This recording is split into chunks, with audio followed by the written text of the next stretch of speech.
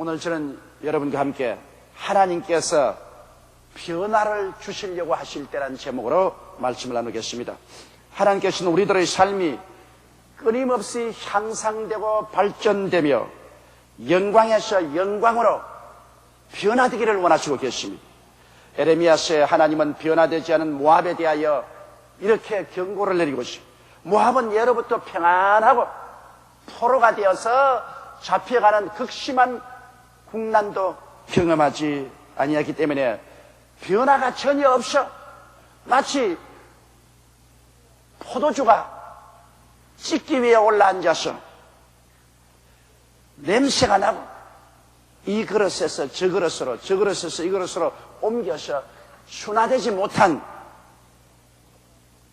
그래서 맛이 탁하고 좋지 않고 향기도 나지 않은 이러한 나라가 되어버리고 말았다는 것입니다.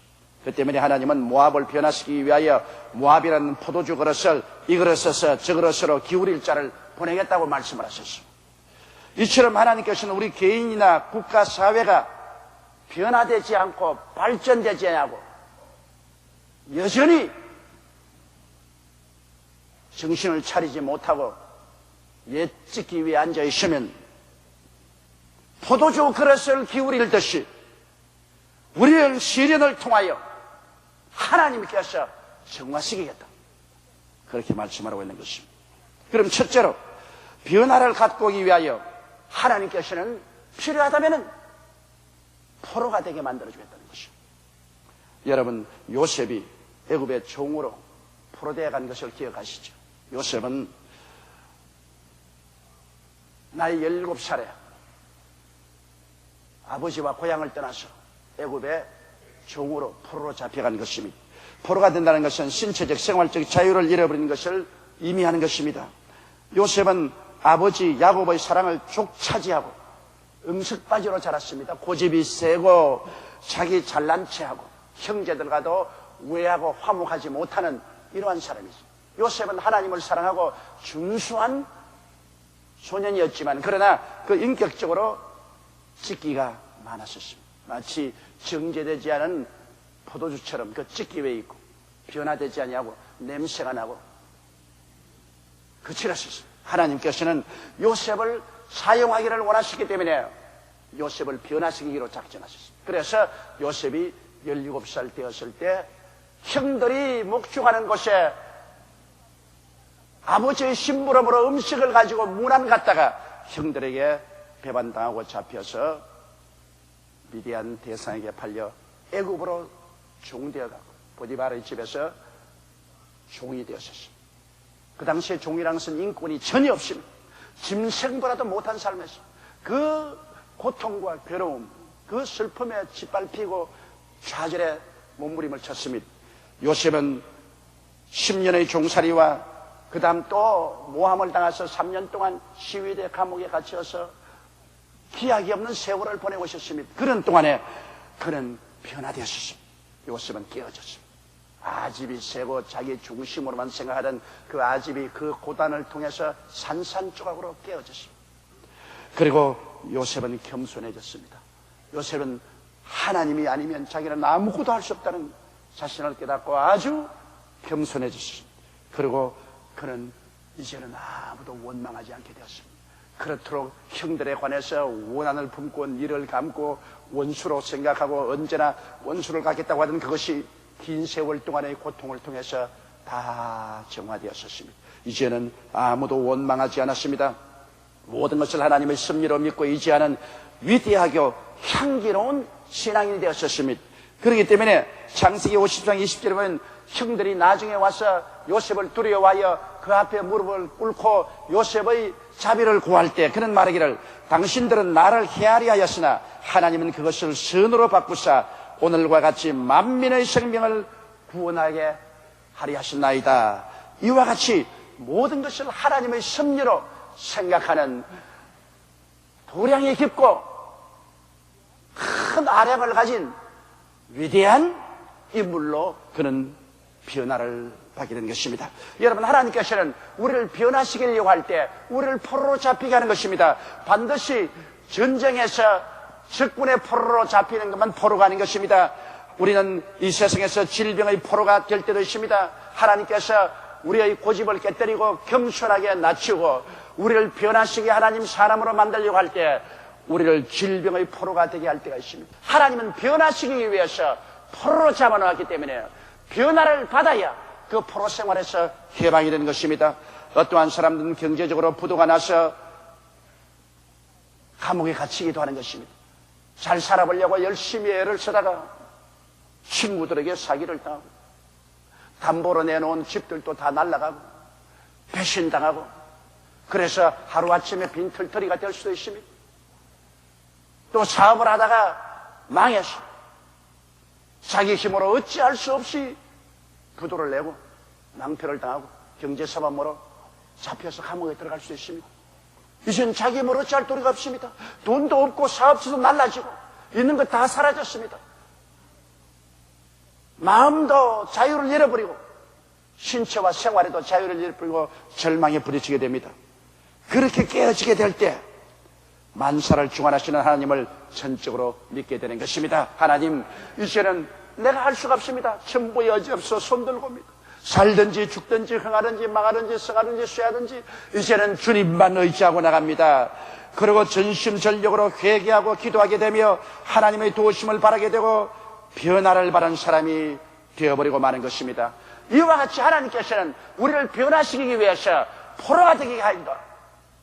우리에게 고난을 당하게 하기도 하는 것입니다. 우리의 자유를 빼앗고 우리의 신체적인 속박을 가져오기도 하는 것입니다.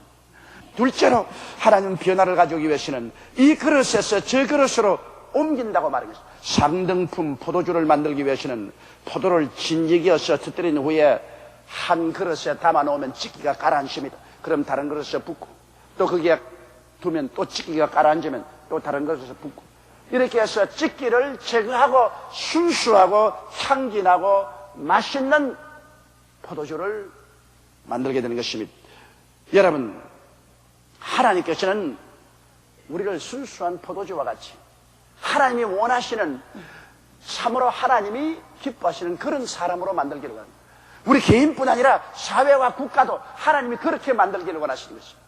그러므로 하나님께서 변화시키기를 원하는 개인과 사회와 국가는 이 그릇에서 저 그릇으로 옮기는 그런 과정의 체험을 하게 되는 것입니다.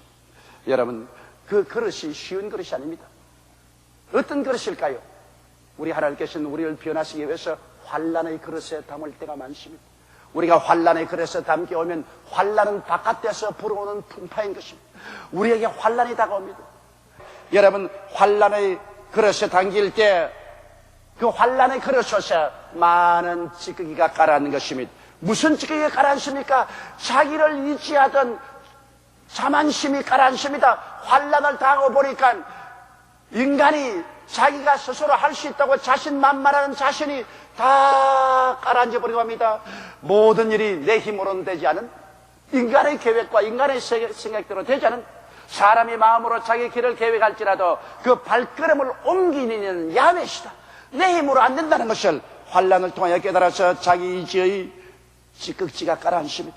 자기 자랑의 찌꺼기도 가라앉습니다. 와, 내가 이만하면 됐다. 내가 굉장히 잘났다는 그 자기 자랑의 망상의 찌꺼기도 가라앉는 것입니다. 자만심도 가라앉고 교만도 가라앉고 불순종의 찌꺼기도 가라앉는 것입니다. 시편 25편 16절로 18절에 주여 나는 외롭고 괴롭사오니 내게 돌이켜서 나를 긍휼히 여기소서. 내 마음의 근심이 많사오니 나를 곤란에서 끌어내소서. 나의 곤고와 환난을 보시고 내 모든 죄를 사하소서.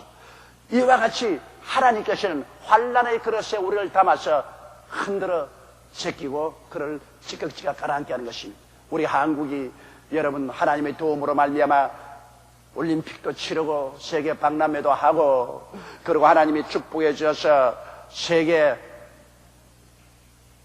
부국 중에 들어가기도 하고 무역량이 11째가기도 하고 이러므로 말미암아 모르는 사이에 우리 정부나 우리의 기업인이나 노동자나 국민들 전체가 자만하고 자기 자랑하고 교만하고 불순종하고 과소비하고 방탕했습니다. 그 다음 주님께서 이 환난의 그릇에서 다시 공고의 그릇으로 바꾸어 부십니다. 곤고라는 것은 밖에서 다가오는 것이 아니고 마음속에서 일어나는 풍랑입니다. 바깥에서 다가오는 풍랑이 아닙니다. 내 마음속에 일어나는 풍랑이 바로 곤고인 것입니다. 곤고는 내적인 고통입니다. 마음속에 열등의식, 좌절감, 미움, 분노, 시기, 질투, 불안, 공포, 이러한 것이 마음에 불어섞일 때 마음이 곰핍스럽습니다. 잠이 오지 않습니다. 분노로 말미암아 니를 갈고 있습니다. 물고 찢고 싸웁니다. 이와 같은 공고의 그릇 속에 넣어주면 마음속에 다가오는 고통과 괴로움이 형언할 수가 없습니다. 가정에 공고의 그릇에 들어가면 부부간에 서로 미워하고 시기하고 질투하는 그 고통 속에 몸부림쳐야 됩니다. 가족들 간의 분쟁 속에 휘몰아 들어가기도 하는 것입니다. 또한 형제들 간의 분쟁을 하고 나라와 나라가 갈리고 사회가 갈리며 여러 가지 정신적인 고통을 많이 겪습니다. 곤고의 그릇에 담긴 현상을 여러분 보십시오. 이번에 신문에 보면은 여당이나 야당이나 모두 다 곤고의 그릇에 담겼습니다. 너가 먹었다, 내가 먹었다. 너 자식이 먹었다, 내 자식이 먹었다. 너 자식이 심판받아라, 내 자식이 심판받아라. 이거 다른 사람이 대외적으로 보면 우습습니다. 그러나 실제로 마음에 심한 고통에 잡혀 있는 거죠. 서로 미기하고 질투하고 싸우면 그들 마음속에 공고함이 한이 없을 것입니다. 이 공고함의 그릇에 담겨 있으면 어떻게 되겠습니까? 로마서 7장 24절에 오라 나는 곤고한 사람이로다. 이 사망의 몸에서 누가 나를 건져내랴. 이것이 오늘 우리 한국의 실직 아닙니까? 그러나 민족은 영원한 것입니다. 중국은 영원한 것입니다. 이 공고 속에 들어가서 깨어져야 됩니다. 그래서 여당을 보기 전에 야당을 보기 전에 민족을 봐야 되는 것입니다. 나라를 봐야 되는 것입니다. 미래를 봐야 되는 것입니다. 조국과 민족의 희망을 바라보고 나가야 되는 것입니다. 단순한 여러 안기부권 문제도 그렇습니다. 한국에 간첩이 5만 명이 있다고 다 말합니다. 막연하게 말했는데 북한의 제일 핵심에 있던 황장엽이 이제 내려와서 한국의 정치인들 속에 깊숙이 북한 사람이 들어있어서 모든 것을 북한에 보고하고 한국의 현실을 뒤엎는 데 앞장서서 그럼 우리를 도적질하고 죽이고 멸망시키는 모든 충동을 하는 그 사람들이 우리 깊숙이 바로 우리 생활 속에 들어와 있다는 것입니다. 그래서 경찰력을 무력화시키고 간첩을 잡는 안기부법을 폐기하라. 안기부법을 약화하라. 이거 바로 김일성이가 외치는 말이었고 지금 김정일이가 외치는 말이고 바로 황장엽이가 우리 사람이 그 속에 들어가서 그렇게 하고 있다고 말하고 있는 이 현실입니다. 여기에서 이 공고한 생활 가운데 우리들은 자기라는 우상을 깨뜨려야 됩니다. 자기 이기주의적으로 자기의 종파, 자기의 정당의 이익을 위해서 나라야 망하든 국가야 무너지든 상관하지 않는다는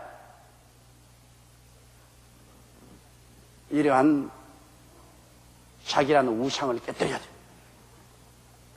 이것이 깨어지지 아니하면 이 공고에서 벗어나지 못합니다.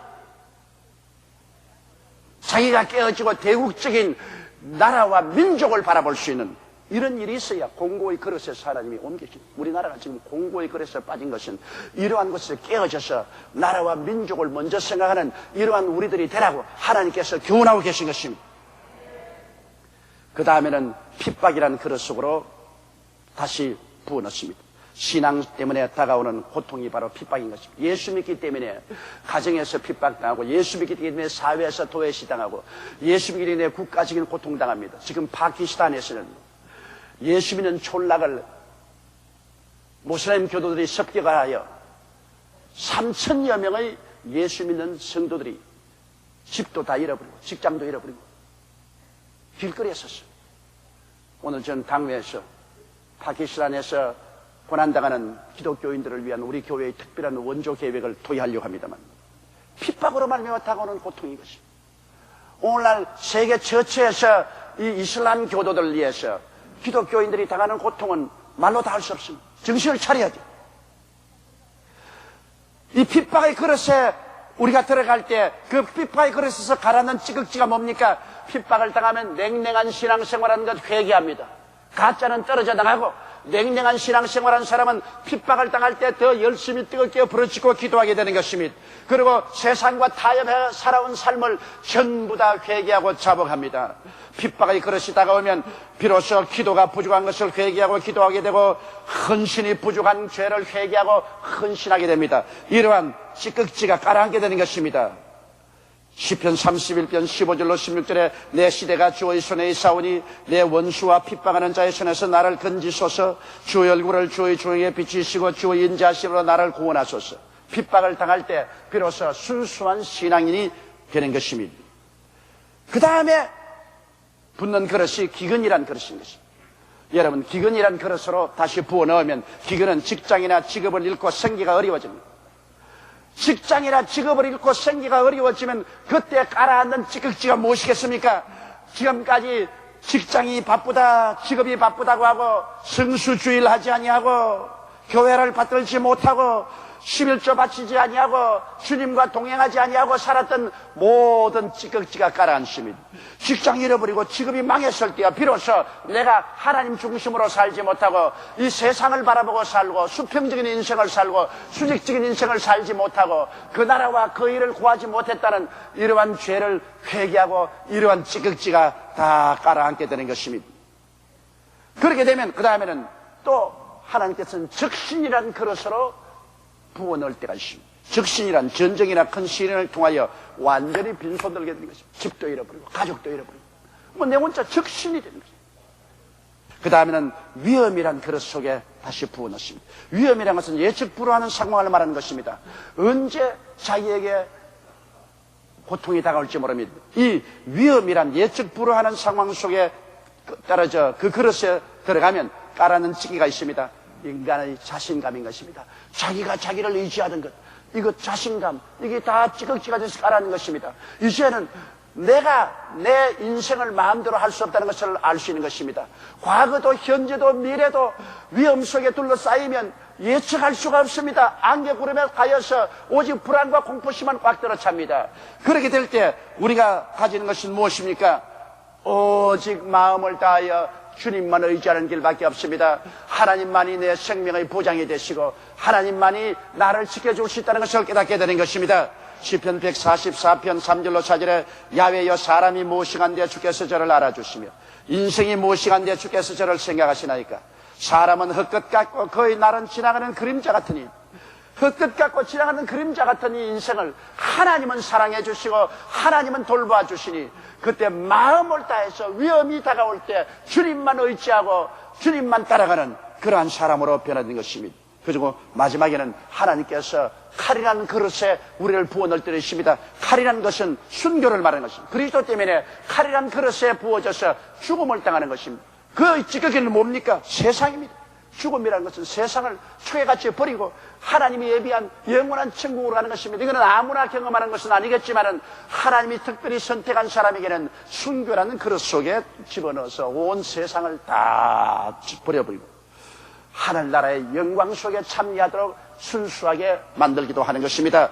그러면 셋째로 우리 변화받은 사람 어떻게 순수하게 되기를 하나님 원하십니까? 하나님은 우리를 믿음의 사람, 소망의 사람, 사랑의 사람으로 변화시키기를 원하시는 것입니다. 이 세상을 믿지 말고 하나님을 믿고 이 세상에 소망 두지 말고 하나님께 소망을 주고 그리고 용서와 사랑이 있는 그런 사람을 만들기를 원하시기 때문에 주님께서 우리를 변화시키는 것입니다. 그리고 우리 주님은 우리를 정의로운 사람으로 만들기를 원하시는 것입니다. 우리가 정직한 것이 결국은 내게 이익이 되고 사회에 이익이 되고 국가에 이익이 되고 우리의 삶에 이익이 됩니다. 오늘날 모든 사람들은 정직하면 손해본다. 정직하지 않아야 이익 본다고 생각합니다. 이것이 우리 사회의 큰 병폐가 되는 것. 이걸 변화시키기 위해서 하나님이 우리를 이와 같은 시련 속에 밀어넣는 것입니다. 우리는 충성스러운 사람이 되어야 돼요. 여러분 누가복음 16장 10절에 지극히 적은 것에 충성된 자는 큰 것에도 충성되고 지극히 작은 것에 불의한 자는 큰 것에도 불의하니라. 우리 하늘나라에 충성하고 우리 민족의 미래를 향해서 충성스러워야 됩니다. 내 혼자만 살겠다고 하면 자기도 죽고 남도 다 죽습니다. 하나님을 위해서 나라를 위해서 충성하겠다면 나도 살고 집단도 함께 사는 것입니다. 세속에 물들지 않은 사람으로 하나님 만들기 위해서 주님께서 그렇게 하는 것입니다. 유다서 1장 20절 21절에 사랑하는 자들아 너희는 너희 지극히 거룩한 믿음 위에 자기를 건축하며 성령으로 기도하며 하나님의 사랑 안에서 자기를 지키며 영생에 이르도록 우리 주 예수 그리스도의 긍휼을 기다려 했으니 새 속에 물들지 않는 그런 순수한 사람을 만들기 위해서 하나님이 우리를 변화시키기로 원하는 것입니다. 그리고 탐욕을 벗어버린 사람을 만들기로 합니다. 여러분 골로새서 3장 5절 6절에 그러므로 땅에 있는 지체를 죽이라 곧 음란과 부정과 사욕과 악한 정욕과 탐심이니 탐심은 우상 숭배니라. 가장 무서운 것이 탐욕입니다. 여러분 오늘 지금 문제를 일으킨 모든 이들이 탐욕 때문에 그렇지 않습니까? 욕심이 잉태하니까 죄라는 관역을 벗어난 빛난 행동을 하는 것입니다. 죄가 장성하니까 결국엔 죽음이 다가오죠. 탐욕이 우리를 망치는 가장 무서운 것입니다. 자기의 분수대로 자기의 주어진 분량대로 살지 아니하고 탐욕을 가지고서 욕심을 부리면 비정상적인 사고와 행동을 하게 되는 것입니다. 그래서 오늘날 부정부패가 이렇게 만연하게 되는 것입니다. 주님은 온유하고 겸손한 사람 되기를 원합니다. 빌립보서 2장 3절로 4절에 아무 일이든지 다툼이나 허영으로 하지 말고 오직 겸손한 마음으로 각각 자기보다 남을 낮게 여기라. 온유하고 겸손해서 자기보다 남을 낮게 여기는 그러한 삶을 살라고 주님께서 말씀하는 것입니다. 여러분 지금 우리 한국에 다가온 큰 풍랑은 하나님께서 한국인, 한국 사회, 한국 정부 등 모두에게 변화를 가져오라고 경종을 울리는 것을 알아야 되는 것입니다. 변화받아라. 개인도, 가정도, 교회도, 사회도, 국가도 변화를 받아라. 회개하고 변화되지 아니하면 이 세리는 끝이 보이지 않습니다. 변화받지 않은데 하나님께서 그 그릇에서 옮깁니까? 찌깍찌깍 가라앉아야 그 그릇에서 옮겨주는 것입니다. 회개하고 변화되지 아니하면 이 세리는 끝이 보이지 않습니다.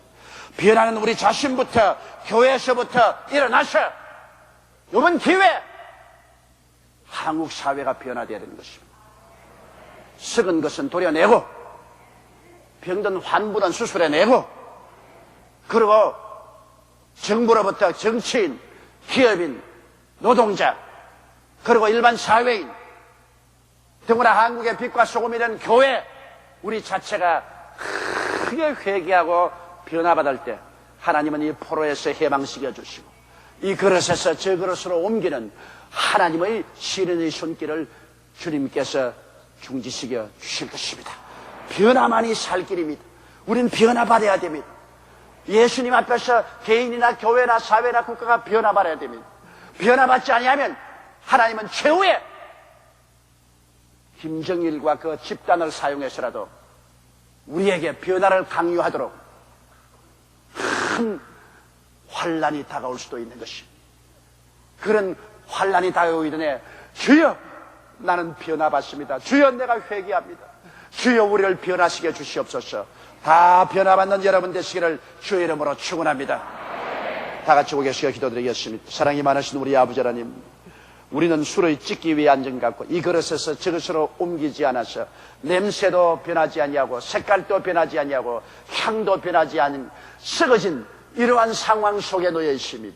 하나님 우리 아버지요, 우리나라가 모압처럼 되지 않게 도와주시옵소서. 모압은 포로도 되지 아니하고 술을 찢기 위해 앉은 것 같아서 하나님이 이 그릇을 기울일 자를 보내겠다고 했는데 내 아버지란 환란이 권고가 핍박이 기근이 즉시리 위험이 칼이 우리에게 다가오지 않게 도와주시옵소서. 미리미리 우리가 회개하고 변화받게 도와주시옵소서. 우리 정부로부터 변화받게 도와주시옵소서. 정치인이 변화받게 도와주시옵소서. 기업인과 노동자가 변화받게 도와주시옵소서. 사회와 국민이 우리 교회가 변화받게 도와주시옵소서. 하나님 앞에서 참으로 변화받아 그 나라와 그 일을 구하고 나라와 민족을 사랑하는 이러한